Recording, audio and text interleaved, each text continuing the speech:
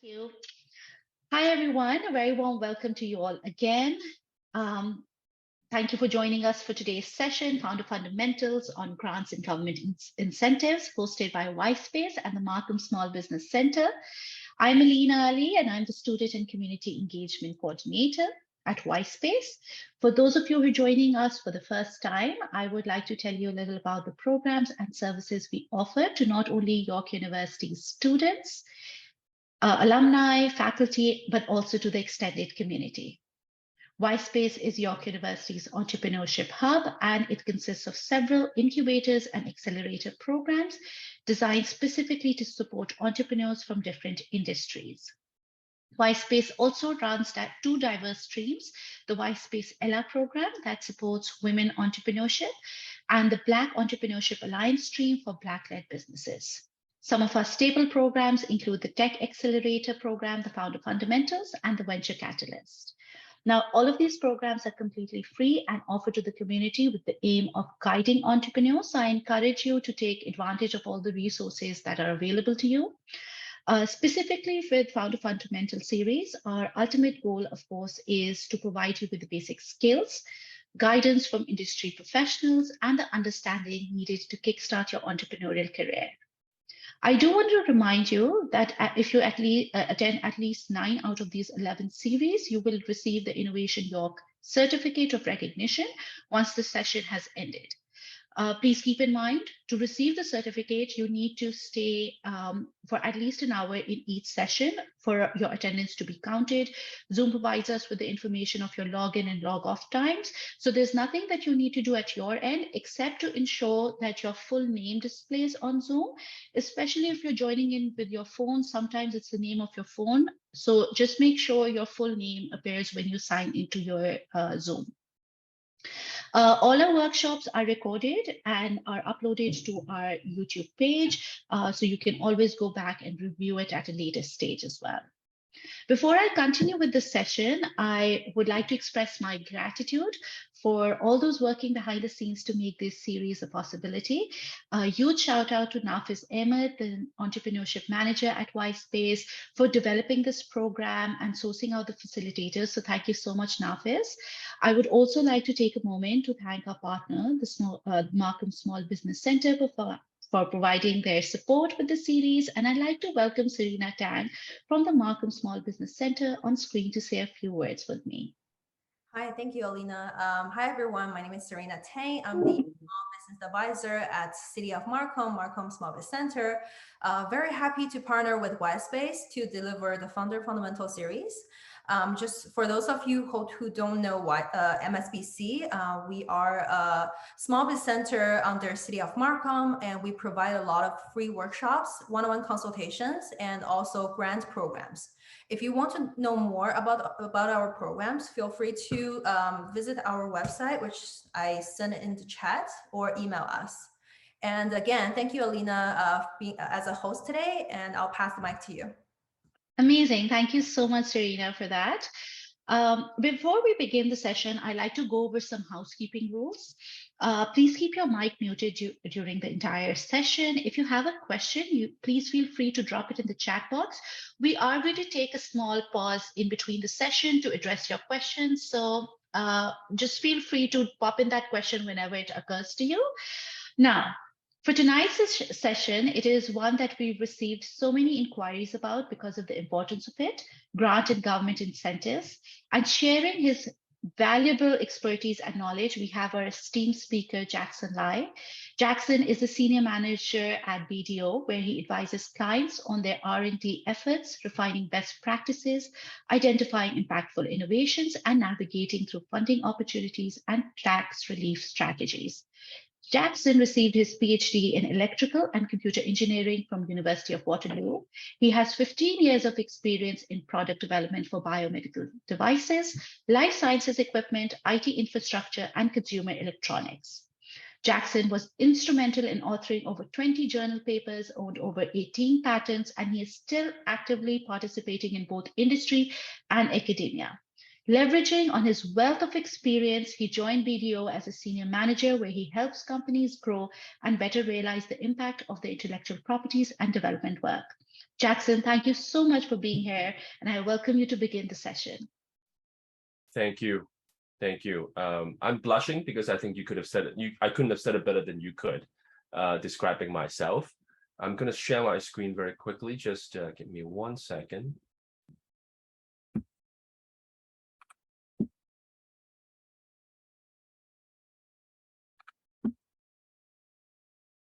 Oh, am I good? Okay. Thank you so much. Thank you so much for having me. Thank you for the introduction as well. Like I said, like you mentioned, my name is Jackson Lai. Generally speaking, today I'm going to talk about non-dilutive funding. So I will first very quickly go through agenda items. I'll talk in roughly in this order in terms of talking about the funding, innovation, and growth. Give you a little bit of a modeling about why you should care if you were to invest $100,000 and how different funding programs through multiple different organizations within Canada could help you extend your runway and cash flow. Many of you would likely be aware of a program called SR&ED. We'll dive into a little deeper in that, into what the program is all about, what it funds, and any other particular new finding climate in the year since COVID, since 2020.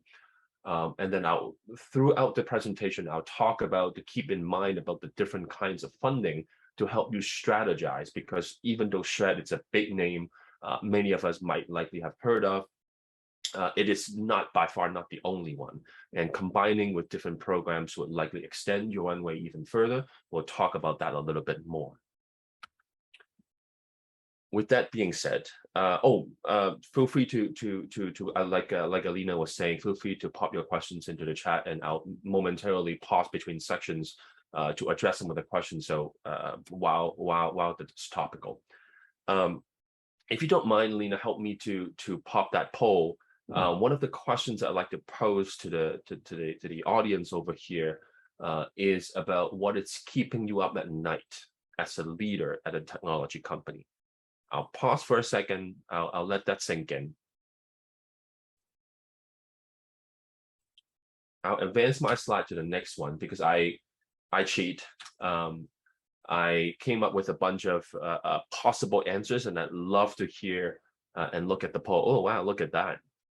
By the way, while you do that, I'll apologize well in advance because I'm recovering from a cold. So from time to time, I would cough and I might sound like a midnight FM DJ. That might give away my age about the midnight FM DJ. Development plan, I see 36% talk about development plan, 57% talk about cash flow, which is why we're talking about here. Competitors, hiring the correct team, development MVP, that's great. That's great. If I can also pause the poll and advance to the next question, it's similar, but yeah.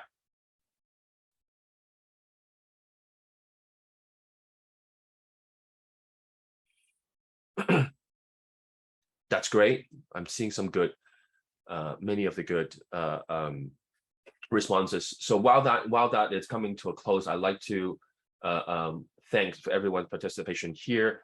Now, as you can see, there are many aspects of running a company that keep you all up at night. Now, many of these activities require time and energy for you to chase after and resolve those problems. Now, what I do want to say, and you likely already know the answer, not every one of them would carry activities that address every one of these activities likely don't share the same equal weight to the success of a company. Today, what we're talking about would be about funding that work. Now, that really speaks particularly to about cash flow, maybe best practices, tax planning, development plan, and all those things. And as we go along in the presentation, I hope the information I provide today will help you sleep a little bit better at night. Second. I'm going to sound a little preachy over here, but bear with me. So I am very deeply passionate about fostering research and innovation to challenge the boundaries of technological possibilities. I say that to myself every day. And judging from the answers from the poll, I suspect many of you share with me the same motive or why that you're getting up every morning to tackle the challenges that you face every single day. So, and as we go along, it sounds like the Canadian government, through multiple different agencies, share our why over here, share our purpose over here.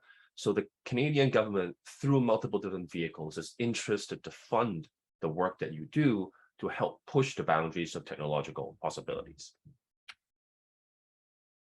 The question that I get asked very often about non-dilutive funding, by the way, when I, just to be clear, when I mention about non-dilutive funding, I'm referring to funding money that you get without having you give up equity of your company.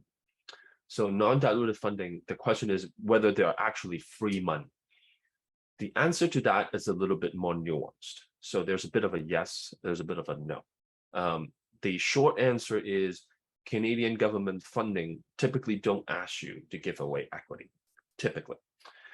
However, as you would see, the navigation through the different programs could be very complicated. The illustration I do over here, it's like the block of ice that you see above water. It's only about that much, and then the navigation through the different programs is quite often more look like a black box. So I hope to give you some clarity along the way through this presentation. That's the website over the canadianbusiness.ca that anyone can go and check it and put in some questionnaire. It will spit out all the potential funding programs and loans and capital investments, collaboration opportunities over there. I want to say at any moment in time, depending on your particular interest, there could be upwards to 100 to 200 different programs that are available out there.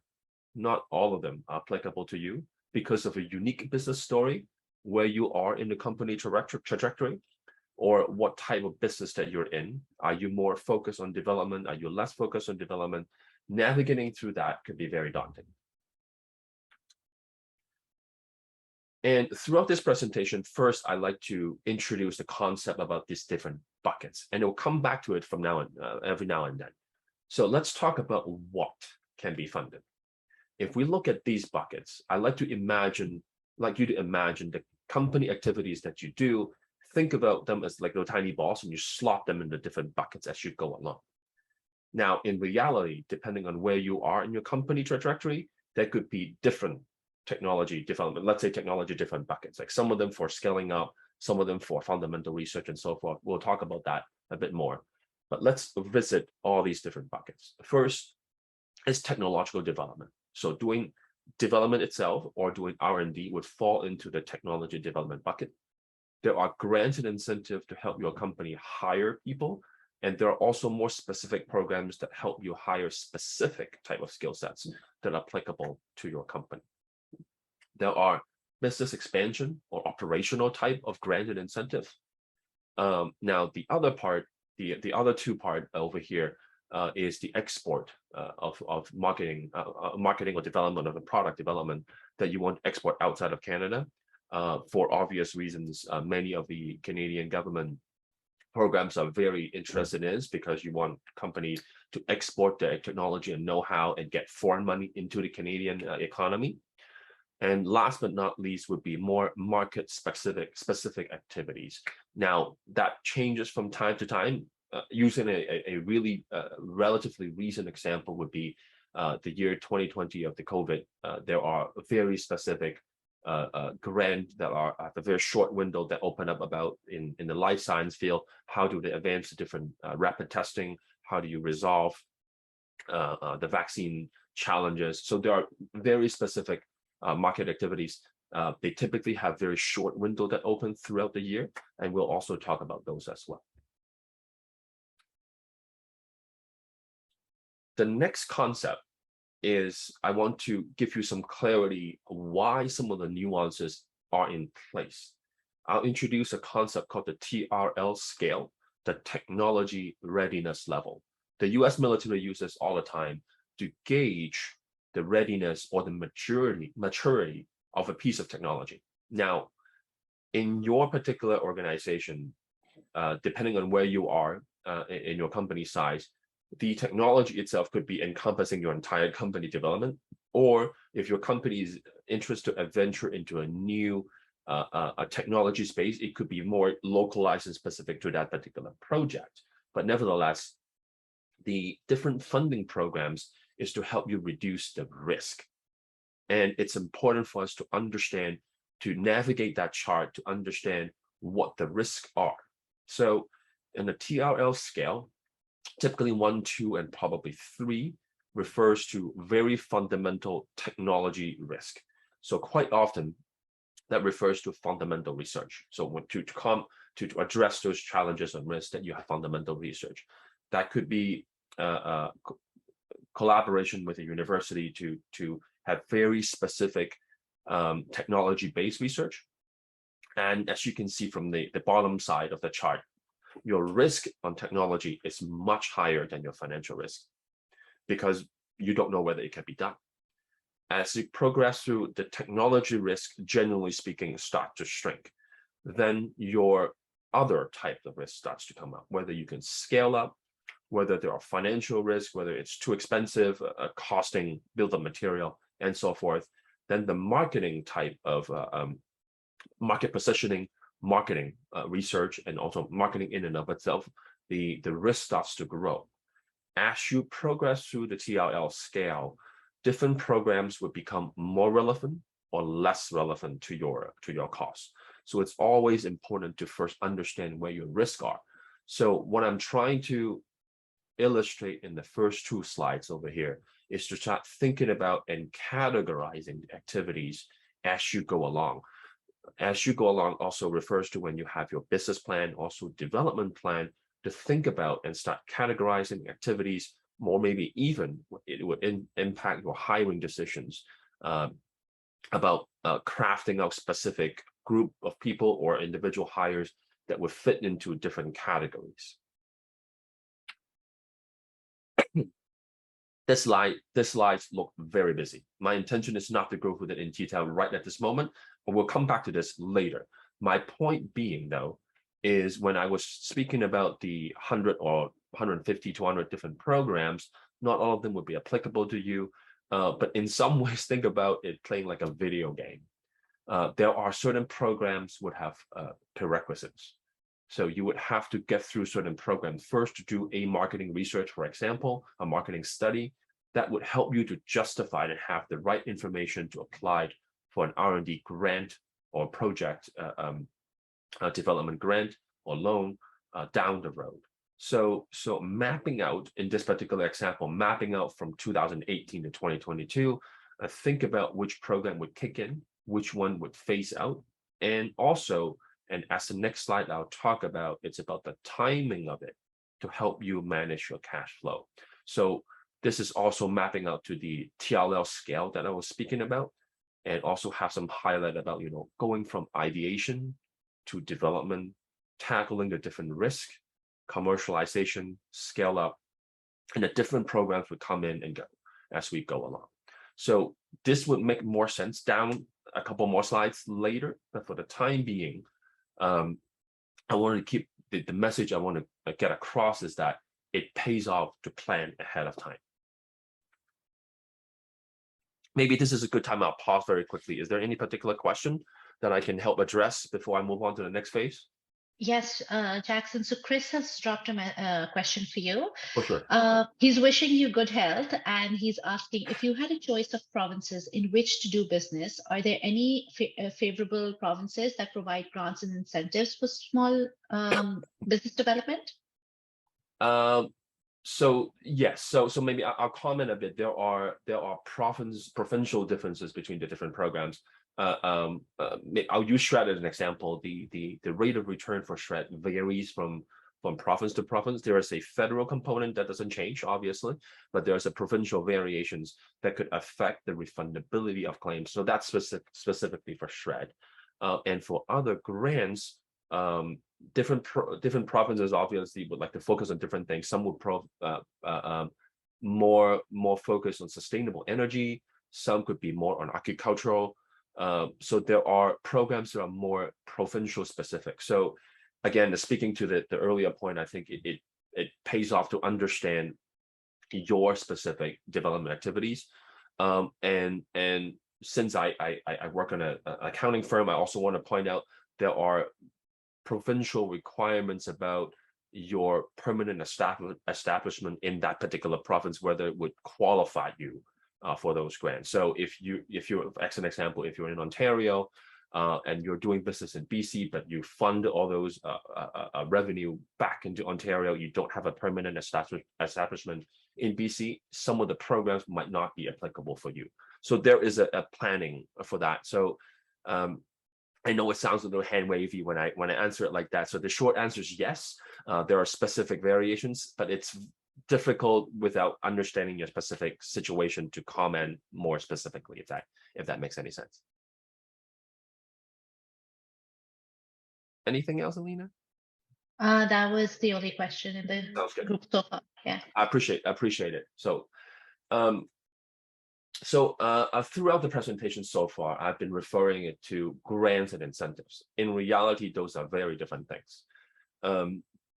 So it also impacts how the money would come in, would impact the cash flow. So I'll talk about grants on the left-hand side first. Grants are direct funding for future work. Think about a proposal. So you write a proposal about the development work, have a business plan, a development plan. You go to specific organization and ask for money. They will fund for the work moving into the future. The payment or the expense could be in quarterly or could be monthly, depending on a particular program. But generally speaking, they go forward. The key important point that I want to convey for grants, many of the grants would have the same requirement that you do not start spending the money before you get approved for that grant. So that pays off when you have a particular project in mind. You want to engage those particular organization early on to understand where the specific requirements are. Within a category of grants, some of them are actually repayable or have very specific terms and conditions in repayability. Generally speaking, the Canadian government on these repayable funding are very generous with delayed payment and then very low interest rates or even sometimes no interest at all. But so that's one aspect of the grants. Tax credits, on the other hand, are look backwards. So meaning that your company would have spent the money first, and then you would go with your corporate tax return to file these tax credits. Now, SHRED is not the only tax credit, but there are other tax credits as well. But generally speaking, work with the same framework. So you, within the fiscal period, you would have do the work, you've done the work, and then you file specific claim, ask for that money back. And the very simplistic cartoon illustration over here is just to say that for your cash flow, your grants, if it's periodically getting irregular increments, you would expense it, and then for the tax credit, you would likely get a spike of cash injection coinciding with your corporate tax return. Sorry about that. My son just wanted to talk to me. Sorry about that. Thank you. Sorry about that, guys. That's absolutely all right. My son want to interrupt my presentation. Thanks. So let's switch gears slightly to talk about SHRED. SHRED stands for Scientific Research and Experimental Development. It falls into the tax credit space that I was speaking about. From a workflow perspective, that it would identify R&D expenses in your development work, and typically has to be filed 12 months after the fiscal. Typically, so let me take that back. So there are 18 months statutory bar filing deadline after your fiscal year end. So as an example, if your company fiscal year end is December, so you have your first deadline would be about the 3-month period where your company, if profitable, would have to start planning for your tax installment payment. So the 3-month deadline for SHRED is to help you to align with your books and records that might impact your tax installment. Then your typical, this next deadline, it's about the 6 month after your fiscal year end, because there are certain provincial requirements of either including or waiving certain tax credits that would impact your refundability. The statutory bar that I was referring to is the 18-month period after your fiscal year end, after which the money is gone. So keep that in mind. The 18-month deadline after the fiscal year end is important, because CRA do not allow for any leniency, not even for a single day. So that's one aspect. The second bullet point there talks about R&D expenses generating the tax credits. These are tax credits that typically are first used to compensate or offset your tax liability. If your company's profitable, if you have a tax bill, the R&D tax credit, the SHRED money would first go against that. And also, depending on your the remainder of it could be refunded to you as cash, provided that you satisfied certain criteria. And this is a good chance that I start to talk about the chart on the table on the right-hand side. So the worst case and the best case scenario refers to the company's taxation position. The concept is called CCPC, Canadian Controlled Private Corporation. It's a whole can of worms to talk about how you're eligible for that.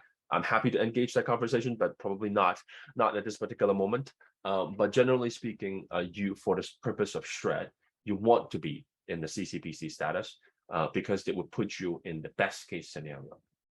What I'm referring to, those percentages, are the rate of return. So this particular example is specifically for Ontario.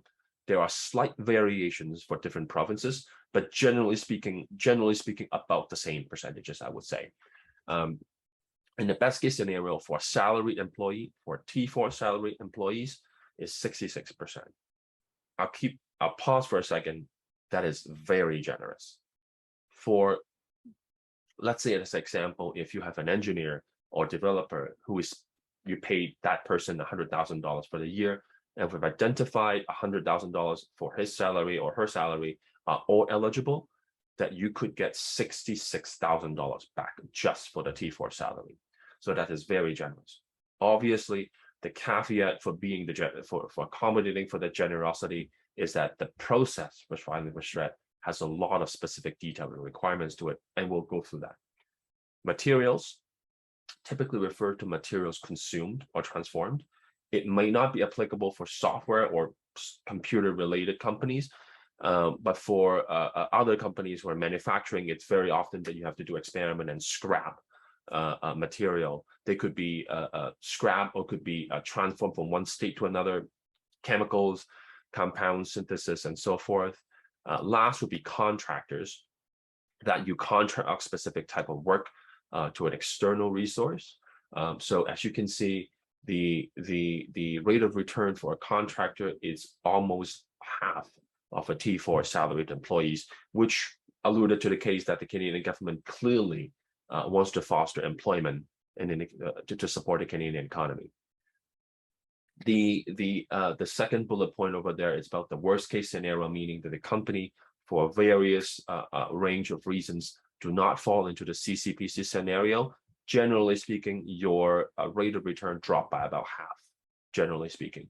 And in some provinces, it also affects the refundability, meaning that the tax credit generated could stay only as tax credit, but not a check in the mail.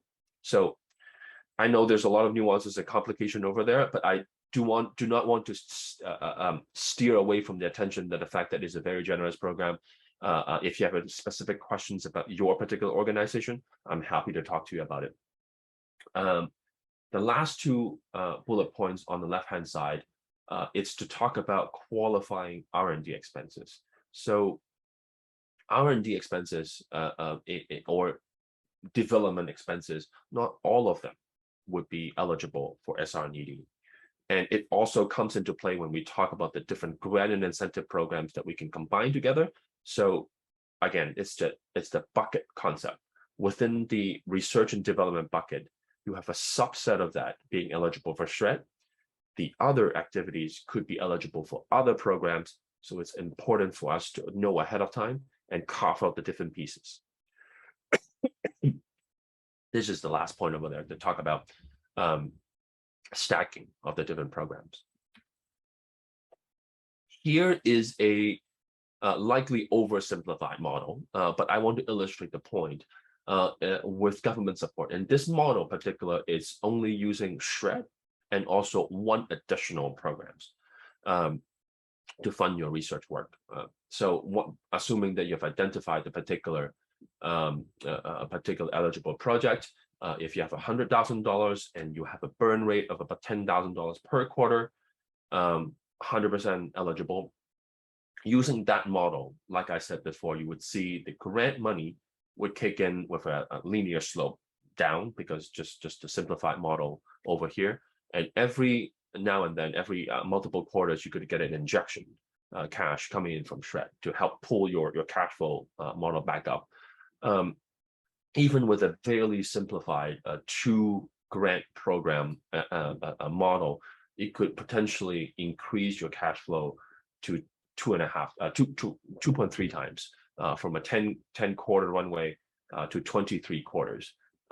Now, this is assuming a lot of things, but at the same time, I just want to illustrate the fact that these different models and cash incentives and tax credits and also other grants would really help a long way to extend your cash flow.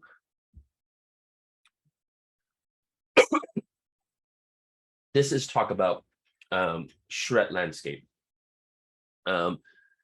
Many of you would likely have, if you have some correspondence with CRA on to SHRED, and I would assume some of you would have filed for SHRED before. And this is a chart to illustrate the provincial variation of, and also the multiple years of variations of the number of claims getting reviewed by CRA. So like I said before, in your corporate tax return, you would file a claim justifying why you think you're eligible for this money, and CRA would do a screening.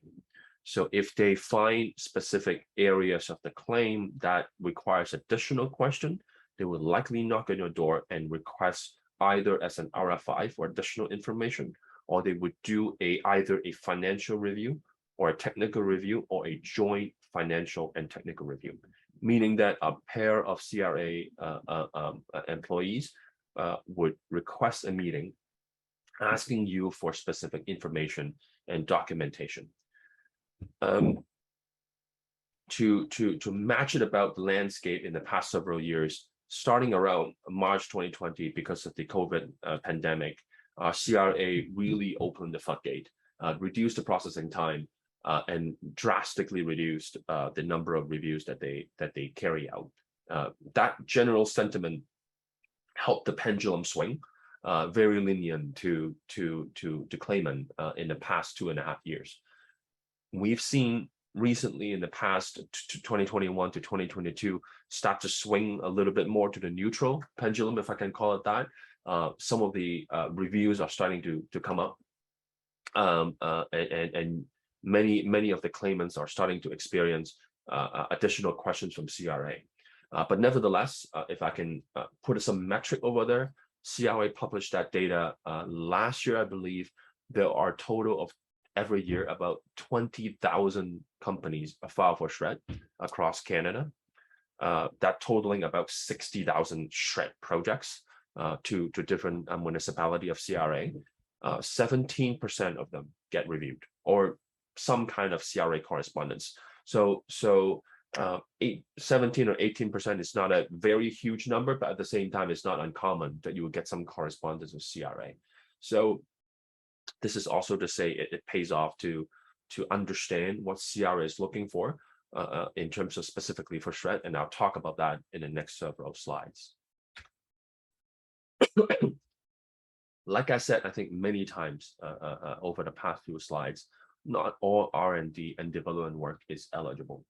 This diagram or this picture shows in a typical journey of a development cycle, you would run into these different phases where you start from marketing research, you say survey the landscape to see what type of requirement or what type of gap of technology that you're looking at. Then you start having some stage 1 and stage 2 to some very initial assessment or even some kind of experiment to kind of gauge where the technology lands specifically to your marketing requirement or your specific business requirement.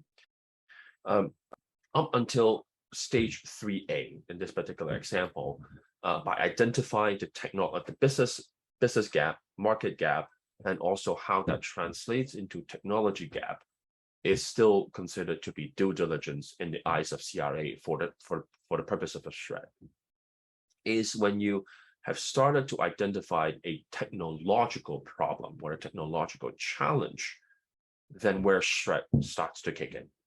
So in this example, SHRED only covers the area that I'm highlighted after 3A all the way to stage 4, is when you have identified the technological problem, then you have start a plan of sort to how to tackle it. You don't know whether you can achieve it. And the technological advancement is that the ladder over here, it's really is the incremental improvement of the technology. I always try to simplify, this sounds very abstract, but I always try to simplify to the fact that it doesn't have to be IP, but CRA or the SHRED program is trying to avoid the acquisition of new knowledge. And that knowledge has to be technologically based. I'll go on this particular specific example to talk about accounting software, for example. Accounting software, if you were to develop accounting software in and of itself, it's not eligible. However, you could have multiple SHRED projects within it. As an example, I'm making an example. Let's say while developing that accounting software, you find there's a particular problem with the database of a SQL query that needs to be advanced to address the specific performance requirement. Then you would likely have a SHRED project within the entire development of the accounting software project. The 3 criteria that are listed above here is about identifying the technological uncertainty, meaning that you identify a technological problem. Again, what that means is what technological knowledge was really missing. The next part they want to hear, CRA wants to hear, it's about systematic investigation, meaning that you're not just trying anything to solve the problem. There has to be a methodical approach to acquire that knowledge to bridge the gap of technological challenge. So again, what that means is, what is the story? Tell them the story. And then the technological advancement doesn't have to be no one else have done it before, because we've heard it many times. CRA would not consider that you're the first time we've done it. You're the first person who have done it in the world, doesn't mean that it's SHRED eligible. So the key aspect is addressing back to the knowledge part, is that what did you learn in the process? Coming back to the whole concept of acquiring additional knowledge to bridge the technological story. I'll talk about one more slide, then I will I'll pause for and take some questions. So this slide is to illustrate 2 points. One is what type of activities are eligible. So we talked about the type of development that could be eligible, but let's talk about who is eligible, and who's eligible is really dependent on what they're working on.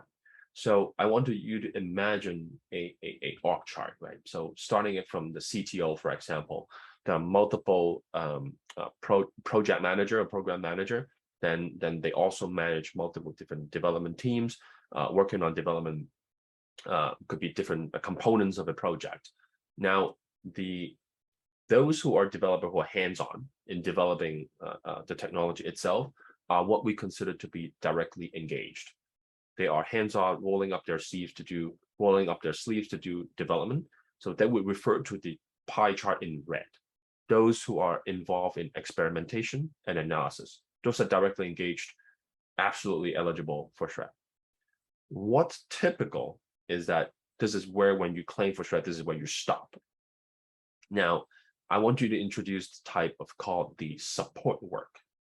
The support work are those activities or those who are involved in those activities in the organization that perform work that in and out of itself are not eligible, but they're absolutely essential to make the experimentation analysis possible. I'll make a very, very overly simplistic example. Let's say the ask is to design an engine that could go at 500 miles an hour. It's a technological challenge, not easy. Now, in order to facilitate that development, you need to be able to develop a chassis that is able to support that. Perhaps even new tires, perhaps even new pavement for the road for the experiments. All of those activities in and of itself may not constitute a technological gap.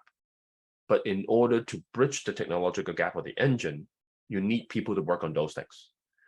Now, in the pie chart example that I have, it's the actual client that I worked with before, the support work, it's more than half of the company's development activities. They themselves do not constitute shred. However, by linking the activities together and ask the questions, could you have further the experiments and analysis without doing those activities?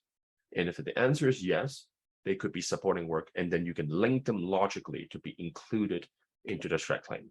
So as you can see in the example, this could be a deal breaker in many of cases, because you could have been looped in almost half of the development work legitimately and be included into the shred claim. So it pays off to understand and categorize. And I also alluded to that earlier, was that sometimes it's not just about tracking the activities. It also is people function and a role within the organization needs to be well-defined, well-documented for to support, to have the evidence to support that claim. So we talked about the supporting work, which is, let's say, if I would imagine this layer of individuals who are eligible, we claim the supporting work that are underneath there. But let's extend one level higher. It's to talk about the supervision work. So could it be, I'm making an example of, let's say, if a CTO who likely aren't day in, day out involved in the coding, you may be, but let's just say that you might not be. But your supervision and helping to analyze the data or guide the decision of the development into certain directions could be considered eligible supervision work. So that could also be included into the claim. And then the other aspect of the technical documentation is if someone who is doing data entry, obviously that is not contributing to in and out of itself not eligible, but because of that linkage to the experimental analysis, that could also still be eligible for shred. So I want to take away from this is that it's important for you to define the activities and make sure you understand how that fits into the narrative of being a technological challenge. One aspect before I close on this particular slide, what I haven't really been talking too much is about documentation.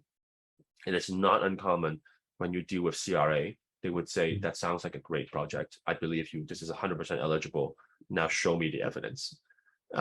And this is quite often in the early stages of a company's trajectory, this is usually where you get caught. They might come in and say, this is a great project, but you provide me with no supporting information. Now, the documentation could be as much as email, could be in specific technology development, like software, could be Jira, could be Git, could be timesheets, could be Asana, could be Monday, Slack chat. The important part is to be able to demonstrate to CRA there is a tracking of that information somewhere in your development.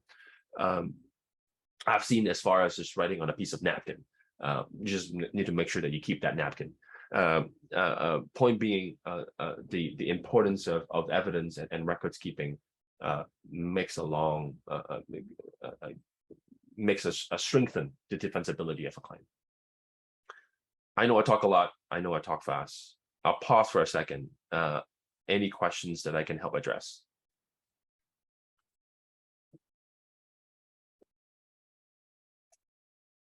Please feel free to even raise your hand, unmute yourself and ask a question. Yeah.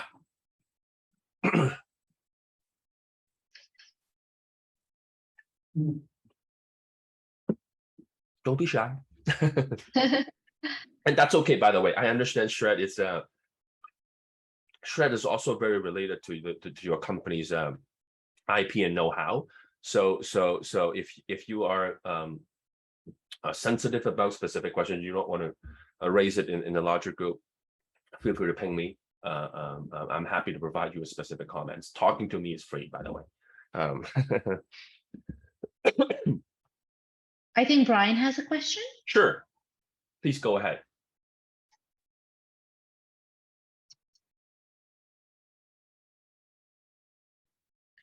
I don't think I can hear you, Brian. Yeah, Brian, we can't hear you.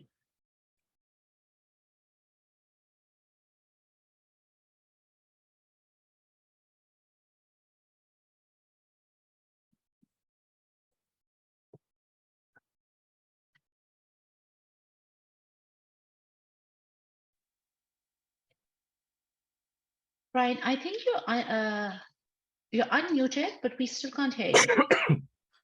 Yeah.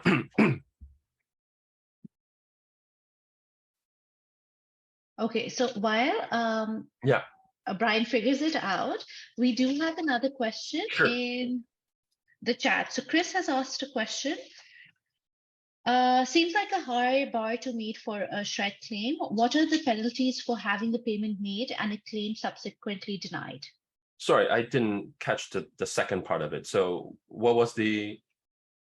What are the penalties for having a payment made and a claim subsequently denied? So I'll comment, well, two things. Once you file the claim, you would likely have two outcomes. Once you file the claim through the corporate tax return, the CRA would provide some kind of verdict through your NOA.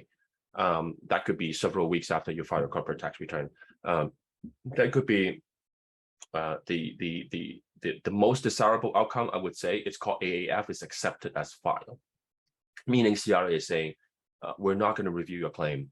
They're not specifically commenting whether your claim is eligible or not. They're just saying, here's your money, off you go. So that's great. It means you're flew under the radar. Into chat, whatever you want to say, because you can. Yeah, see, I can't hear him. Oh, I can hear Brian. Brian, yeah, I just took out my headset. Just used to. Oh, all right. Sorry, did I cut somebody off? No, Brian. I'll just thank you. I'm just addressing Chris' question. Then I'll come back to you in a bit. All right. So if you're not sure if you heard, I think the question was asking about specific penalty or a specific outcome when you file for a SHRED claim. So I was just saying, commenting, generally speaking, you could get a accepted as filed, meaning there's no challenge from CRA. I want to point out that CRA determination based on the AAF basically means they're not saying that it's eligible or not. They're just saying your risk level is low enough. They're not going to challenge you. Here's your money. Good news. The second option is if you're first-time claimant, meaning your company filed SHRED for the very first time, they might introduce a introductory meeting. It's called FTCAS, I know acronym, First Time Claimant Advisory Service, FTCAS. It means it's almost like a review, but it's not a review. So they would say they want to come and talk to your company, understand your development nuances, but they would say your claim will be accepted as filed upon finishing that meeting. That meeting typically takes about 2 to 3 hours. They quite like to schedule it very shortly after you file your claim. So that's also good news, meaning that your money is coming for sure. They're not going to challenge you on that, provided they deliver that introductory material, which is largely very similar with a lot more details, obviously, to what I just did. The third option is they will say, based on the information they see, they want further information, they will likely conduct a review. It could be a financial review, or could be a technical review, could be joint. Now, usually at the third case, they would say your SHRED claim, they would not pay out that money for the SHRED claim. They would only process the claim after they make a determination whether they accept the claim or partially accept the claim or deny the claim. Monetarily speaking, even if they were to deny it, there's no penalty. they're not going to come back and say ding you on a certain taxation aspect. They would not. Having said that, a claim that is completely denied, meaning that you file for, let's say I'm making a number up, $100,000 to deny you all of it, it would be a record in your CRA shred profile. It means they determine that you are high risk in terms of not being compliant to the shred program. So to allude to that point, it does pay off to do it the first time, do it right the first time, and especially if your company is filing shred for the very first time, in that introductory meeting, convey to CRA that you understand the importance to be compliant, which means documentation, identifying the technological uncertainty, and so on and so forth. I'll pause there. I'm Chris. I think I want to address Brian's question, but if you have a follow-up specific question, I'm happy to take it afterwards. Brian. So one of the things, we had a sensor company that we started, and we pre-sold Loblaws for this sensor. And when we applied for shred, exactly what you just explained happened to us. We spent an enormous amount of time and effort in preparing for the shred meeting. We documented everything. We hired outside consultants and all of that went through, and they turned it down. And we had our slide, we had everything, right? And so I think we would have gotten back about $100,000, right? The problem is that it's a lot of money, but in many cases it's also very little money, right? So it's hard to get people's time and attention. But when we found out later that we probably got the worst guy at the CRA to do us, to evaluate us. If we've got anybody else, they would have given it to us, right? So we had bad luck, I guess, the first time around. But the interesting thing was when we applied the following year, it went right through and the money showed up in our bank account. Well, that was pretty good. The other question I have is, we've just closed the deal worth about, probably $200 million in the Bahamas, right? But we're going to bring a lot of parts into Canada. And the idea is to assemble them here. So those parts are in part coming from software we're trying to code, but also component parts for waste management and electric vehicles, right? If I bring those parts into Canada, it's cheaper for me to bring in the finished product, like EV charging stations, than it is to actually assemble it in Toronto. Can I use that stuff as for shred, or do I have to, because they're expecting to support Canadian companies, even though we're a Canadian-based company? Right. I will refrain from commenting more specifics to that, but I answer that in broad strokes. How about that, right? So it's quite often that companies in Canada need to acquire materials overseas and put them into Canada for specific development, right? Now, it's important then to understand what that development is. Like what I was describing earlier, it's about materials consumed or transformed. So it could be materials that coming in, either you do further processing to it, or you're doing experiments with them. Yeah. So those two scenarios could alter. Right. In the tax form, when you file for it, does make a difference. The rate of return does change a little bit, but also it fits into the storytelling, if I can call it that, about why you're justifying that import material or goods needs to happen. So it also changes whether you can claim your time or your time plus material costs. Right. So again, it wouldn't be fair for me to comment any further, but again, I'm just. It sounds like a Revenue Canada answer. It depends. Fair. Well, largely because I do. It wouldn't be fair for me to comment any further. Yeah, sure, I understand. Thank you. No problem. Great, thank you for that, Brian, and thank you, Jackson, for answering that. I think just building on that, Nirali has a similar question. Would these funding organizations provide grants for international projects with R&D in Canada or some other country? That's a great question. What I have been talking so far is primarily just on shred. Now, shred, as I was mainly is for Canadian company doing development work in Canada. Now, to say that it's completely ruling out all the activities outside of Canada, it's unfair. There is a small component. The regulation says is 10% of the total claim cost could be work that happened outside of Canada. So there is a component of it for the work that can happen in Canada, outside of Canada, for that purpose. But generally speaking, those who are involved in those activities needs to be employed as either a Canadian citizen or paying Canadian taxes for that matter. So that's for SR&ED. There are other programs that could fund activities that are outside of Canada, provided there's a demonstration of that particular either activities or resource could not be done in Canada. What I'm trying to say though is if, as an example, let's say if you have a particular range of scientists, for example, that only exists in the States. Again, I'm making an example up. Then you can justify having to hire those people into the organization to help conduct those experiments or development, not for SR&ED, but for other grants applications. It's about the justification why you're not hiring someone in Canada as opposed to someone overseas, or other way around.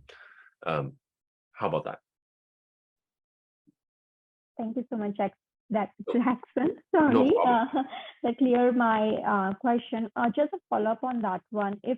Would it matter if it's some kind of academic research project that aim to commercialize, and there are components of this R&D being done, say in Canada as well as in some other country? In that case, can we get a grant from a funding agency here in Canada?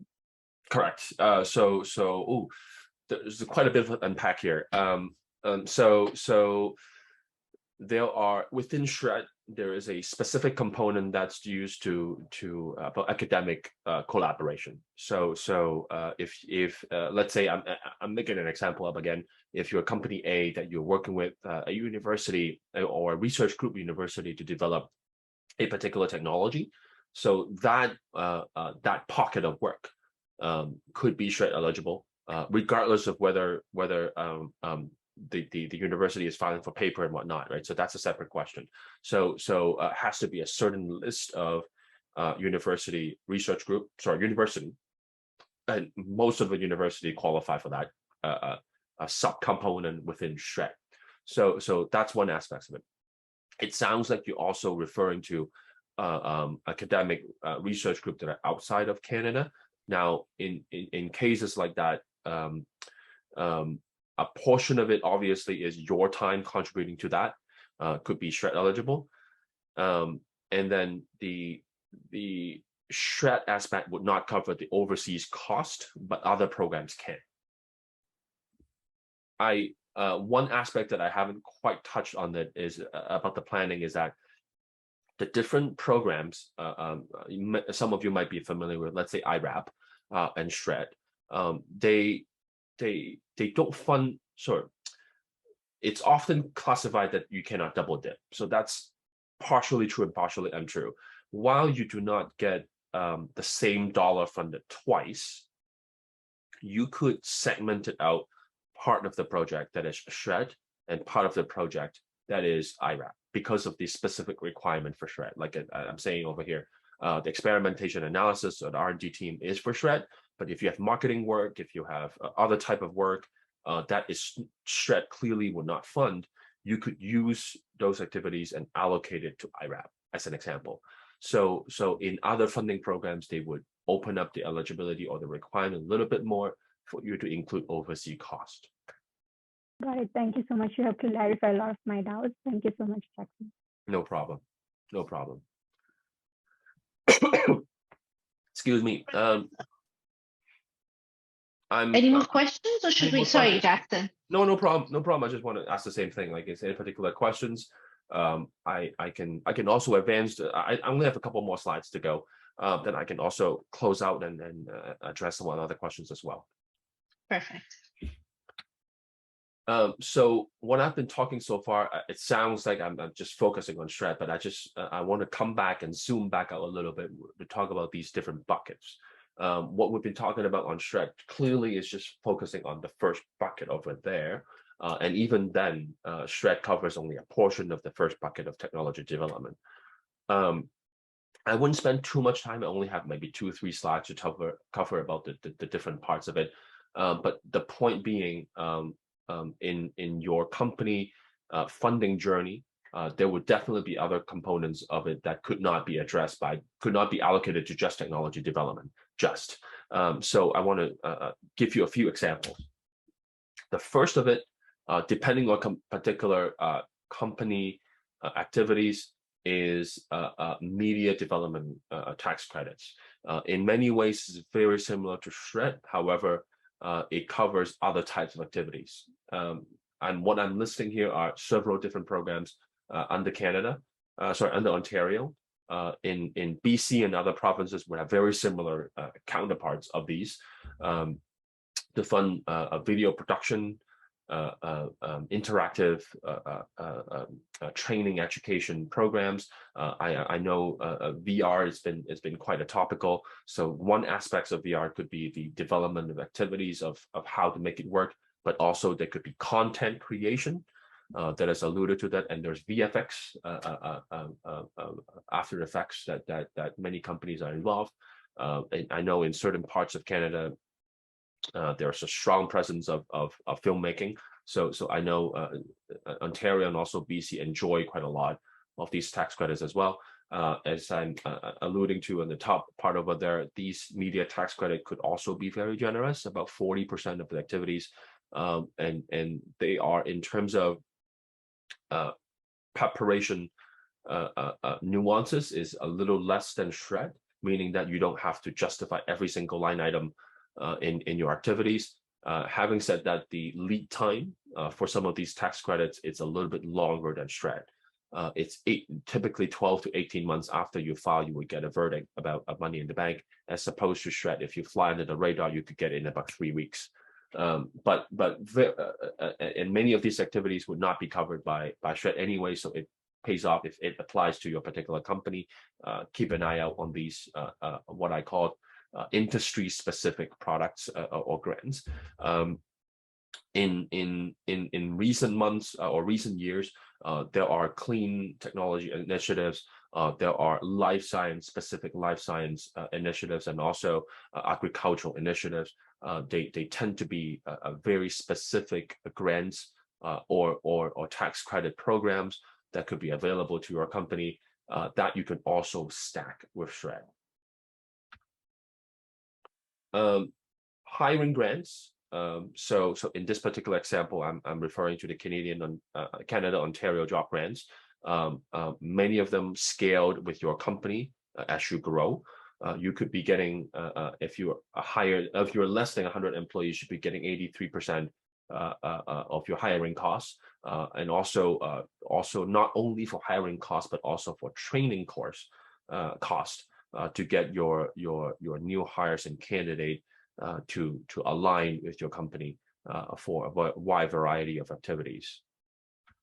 To comment on that, to go one step further, there are other programs that are geared towards specific aspects of hiring. The first one could be, as an example, could be MyTax. If you have specific master or PhD level academic resources, and I think one of the questions was if you were working with an academic group, there could be candidates that have identified you want to bring that person on board. Now, these programs could also help. A word of advice, if I can call it that, was that many of these specific hiring program needs to file prior to the person starts. So just to keep that in mind, if you have someone want to bring on board, revisit some of these hiring programs before the person officially starts on the first day, because once they start, you might lose out on these programs. There are internship grants and also youth employment grants that are specifically geared towards certain candidates. One very often used is the cooperative education tax credit. Hiring co-ops is very financially desirable in many cases, where you can bring in someone, train them from the ground up, and it's relatively easy tax credit to file. It's largely taxation practice to enter that line item into your tax corporate tax return, you could get up to $12,000 per employee per year, provided they qualify for specific university programs. And many of the university different programs would be eligible for that as well. Can export when your company grow I would say grow out of the very initial phases of a proof of concept. When you're getting into the scale up, there are other activities, for example, marketing research, marketing activities, bidding projects, or travel costs, or any direct costs associated with expanding your reach outside of Canada. Then Can Export quite often can help you bridge some of those costs that are otherwise not eligible for other more development or technology based grant and incentives. Now, tying things back together. Now, I think what I'm trying to illustrate here is to build that S curve as your company transfers into and grow. You go from a startup phase to growing to maturing to the next stage. There could be many different programs or needs from a taxation standpoint that is applicable to your organization. So I just want to sneak in the slide to say, like, whatever we talked about before, I'd like you to visualize is how we slot them into this S curve and progress through your journey. I think that's about wrapped up the different slides, my presentation. I will help take any questions. Great. Thank you so much, Jackson, for such a wonderful presentation. We'll be taking questions now. So like always, you can either drop your question in the chat or just unmute yourself and ask your question.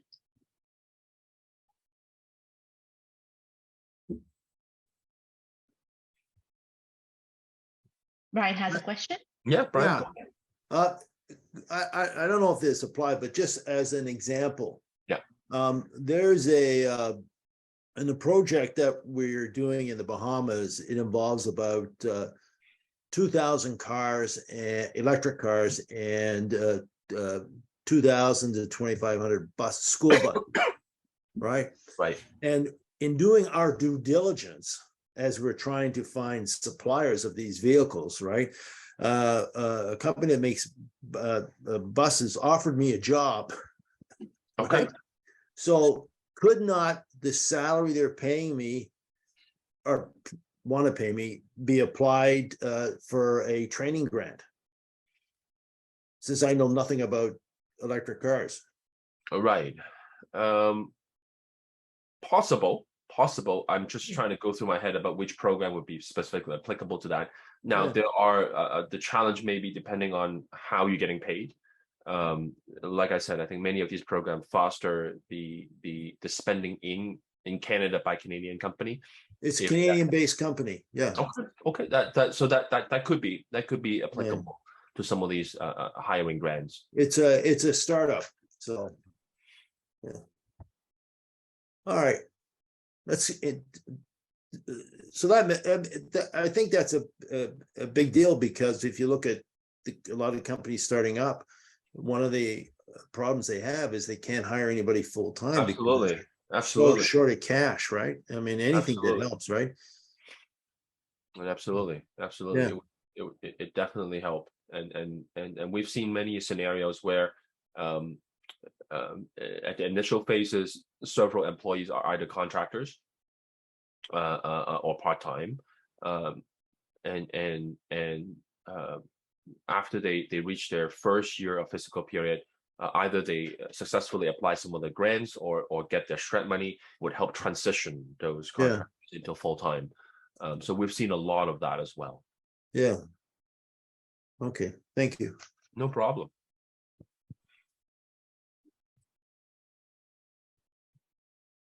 Jackson, there's a question in the chat. Sure. Winnie is asking, you mentioned mostly R&D and technological companies. Do these grants offer the same funding opportunity for retail brick and mortar stores? Right. So there are, I understand there's also a lot of innovation in retail brick and mortar store as well in recent years. So I think if we're aligning back into the vein of a technological aspects of granted incentives, so that could be an angle that I've worked with many companies who have a predominantly a brick and mortar store type of companies where they have some kind of digital presence. So there could be something there. Now, if we're strictly talking about there's not related to technology development and just about supporting the retail space, there are other specific programs for that and just a grant, but not tax credits. So there are. I can definitely help identify some of those possibilities. Perfect. Thank you. I also want to say in the slide deck, there's my specific information here. Feel free to contact me if you have specific information that you feel that it should be should require more dedicated time of myself. So feel free to message me. I'm happy to schedule a time to chat. Again, chatting is free. Thank you for that, Jackson. No problem at all. No problem at all.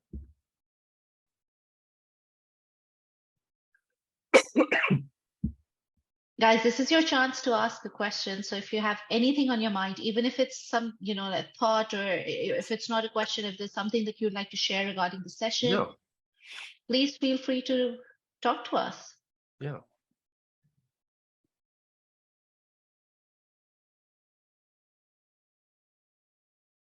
Yeah.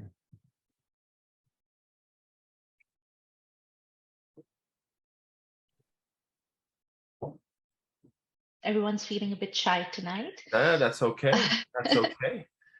That's So okay. just building on what Jackson was saying, I have shared his presentation with all of you. The presentation also includes Jackson's contact information. So if you do have any questions or if you have any follow-up thoughts, feel free to either email him or email me, and I'll pass on your questions to Jackson. But yeah. Excuse me. I think we'll give it a minute or so if somebody does have a question. Yeah, no problem at all. No problem at all.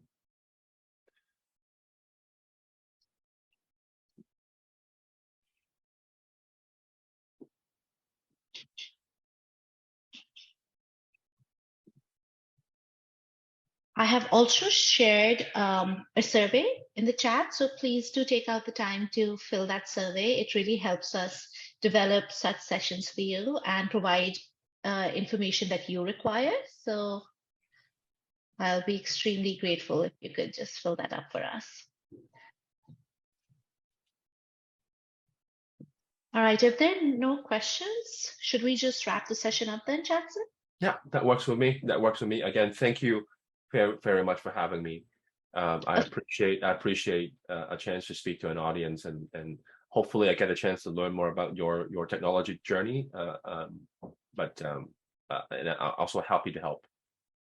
Absolutely, Jackson. Thank you so much for being here. In fact, on behalf of Markham Small Business Center and Space, I'm really, really grateful for all your time and effort, your valuable information. This was indeed a very useful session for us. So thank you so much for being here today. And thank you, Serena, for also coming in and sharing about the Markham Small Business Center. To all the attendees, thank you so much for your questions, your engagement, the enlightening conversations. I hope to see you next week. We will be bringing you operational excellence next week for Founder Fundamentals series, Tuesday, same time, 6 to 8 p.m. Have a wonderful evening and a great week. I'll see you next week. Thank you.